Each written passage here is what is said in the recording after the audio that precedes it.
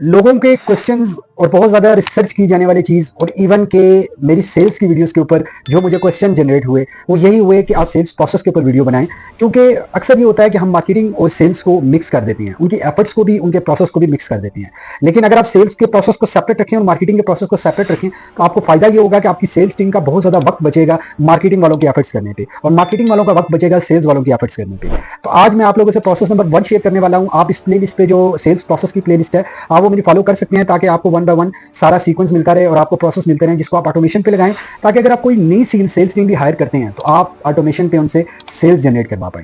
तो आज का प्रोसेस नंबर 1 है कि जो सेल्स टीम होती है उनके पास मार्केटिंग वालों की तरफ से इंक्वायरीज आती हैं, उनके पास लीड्स आती हैं, तो उनको आइडेंटिफाई प्रोस्पेक्ट करने की जरूरत है सेल्स टीम को। उसमें से कस्टमर से कॉल्स पे जब अपॉइंटमेंट लेते हैं या डिस्कशन करते हैं बेसिक, उनको ये समझ आ जाता है सेल्स टीम को कि ये हमारा प्रोस्पेक्ट है या नहीं है। कुछ बेसिक क्वेश्चंस होते हैं, वो कौन से क्वेश्चंस होते हैं वो पूरी एक प्लेलिस्ट में लेकर आऊंगा, जिसमें आप लोगों से मैं वो क्वेश्चंस बताऊंगा कि जो आप इनिशियली पूछ कर अपना वक्त बचा सकते हैं। आपकी सेल्स टीम वो पूछेगी तो आपका भी वक्त बचेगा, आपकी सेल्स टीम का भी वक्त बचेगा। तो उस सूरत में क्या होगा कि आपकी सेल्स टीम का जो पहला प्रोसेस है वो ये होता है कि वो एक इंक्वायरीज जनरल जो आती है जिसमें मिक्स लोग होते हैं, इवन के कुछ लोग सिर्फ इन्फॉर्मेशन ले रहे होते हैं, उनमें से प्रोस्पेक्ट कौन होता है उसको आइडेंटिफाई करना।